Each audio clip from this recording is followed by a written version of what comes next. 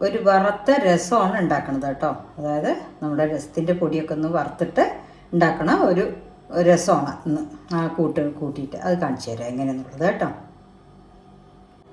ഈ വറുത്ത രസത്തിന് ഇത് പൊടിക്കാനുള്ള കൂട്ടാണ്. ഇത് നമ്മൾ മിക്സിയിലൊന്ന് ജസ്റ്റ് ഒന്ന് ചതച്ചെടുക്കുക, എന്നിട്ടാണ് ഉണ്ടാക്കുക കേട്ടോ. വറുത്ത രസത്തിന് ഇന്നിപ്പോൾ ഉണ്ടാക്കാൻ പോണതിൽ കുറച്ച് വെളിച്ചെണ്ണ ഒഴിച്ചു ഞാൻ. ഇനി അതിൽ കടുക് കുറച്ചിടും. കടുക് കുറച്ചിട്ട് കടുക് ഒന്ന് പൊട്ടിയ ശേഷം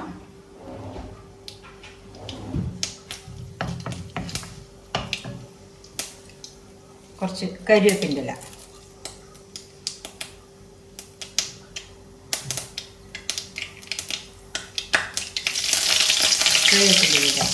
ഇത് ഇട്ട ശേഷം ഞാനിതിപ്പോൾ ഇത് ചതച്ച് വെച്ചിട്ടുണ്ട്. 2 വറമുളക്, 2 ഉള്ളി, വെളുത്തുള്ളി, ജീരകം, കുരുമുളക്, മല്ലി, കരിവേപ്പിൻ്റെ ഇല. ഈ ചതച്ച് വെച്ചതിനെ നമ്മൾ വറുത്തെടുക്കും.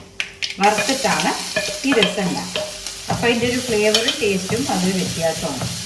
ഒന്നിങ്ങനെ വാടിയാലൊന്ന് എണ്ണയിൽ മൊരിയണമെന്നില്ല കേട്ടോ. അതിൻ്റെ മണം നോക്കുക, നല്ല വാസന വരും. ആ സമയത്ത് ഇതാ ഒരു തക്കാളി ഞാൻ മുറിച്ച് വെച്ചിട്ടുണ്ട് പൊടിയായി ചെറുതായിട്ട്. അതിന് നമ്മൾ അതിൽ കൂടി ഇട്ടിട്ട് വഴറ്റും.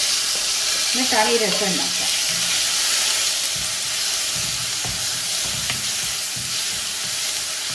ഇതൊന്ന് നന്നായിട്ട് ഉടയണം തക്കാളി. അതുവരയ്ക്ക് എണ്ണയിൽ വഴറ്റിയെടുക്കാം. ഇപ്പം ഈ തക്കാളി നന്നായിട്ട് പേസ്റ്റ് മാതിരി ആയിട്ടുണ്ട്. ഇനി അതിലേക്ക് നമ്മൾ പുളിവെള്ളമാണ് ഒഴിക്കുന്നത്. പുളി ഞാൻ കലക്കി വെച്ചിട്ടുണ്ട്. അത് ആവശ്യത്തിന് പുളിമാരി നോക്കി ഒഴിച്ചാൽ മതി. കുറച്ച് പുളിവെള്ളം ഒഴിക്കുക, എന്നിട്ട് അതിൽ കുറച്ച് പച്ചവെള്ളം കൂടെ ഒഴിക്കുക കേട്ടോ. പച്ചവെള്ളം ഒഴിച്ചിട്ട് നമുക്ക് എത്ര രസം വേണ്ടെന്നുണ്ടെങ്കിൽ അതുമാതിരി വെള്ളം ഇപ്പം നമ്മൾ തിളയ്ക്കുമ്പോൾ തന്നെ ഒഴിക്കണം. പിന്നെ കുറച്ച് ഉപ്പിടണം, മഞ്ഞൾപ്പൊടി ഇടണം.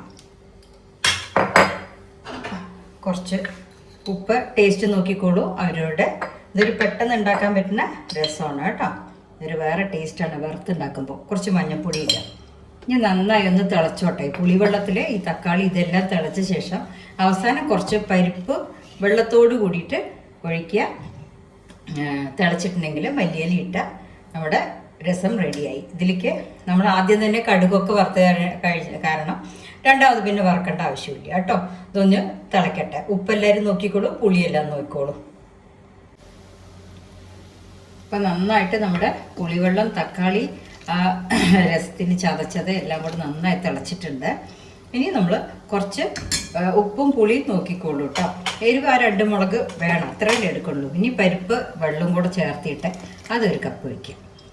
അപ്പോൾ ഒരു കപ്പ് പറഞ്ഞാൽ ചെറിയൊരു പാത്രം കേട്ടോ. ഐസ്ക്രീം ബോളൊക്കെ ഇല്ലേ, അതിലാണ് ഒരു പാത്രം ഒഴിക്കുക.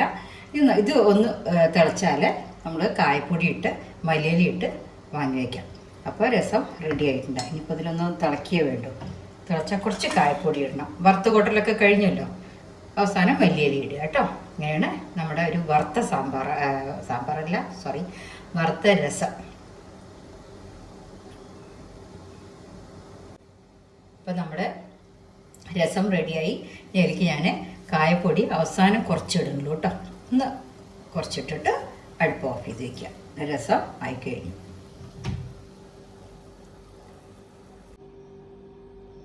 അങ്ങനെ നമ്മുടെ രസം റെഡി ആയിട്ടുണ്ട്. പാകത്തിന് വെള്ളമൊക്കെ ആയിട്ട് എല്ലാവരും ഇങ്ങനെ ഉണ്ടാക്കി നോക്കൂ. പുളിയും ഉപ്പും അവരവരുടെ ഇഷ്ടംമാതിരി ഇടും കേട്ടോ. പരിപ്പ് പുളി കൂടുതലുണ്ടെങ്കിൽ കുറച്ച് പരിപ്പ് അധികം ഇട്ടാൽ മതി. നല്ല വാസനയാണ്. ഇതൊരു ഡിഫറെൻ്റ് ആയിട്ടുള്ള രസമാണ്. എല്ലാവരും ഉണ്ടാക്കി നോക്കൂ കേട്ടോ. Thank you.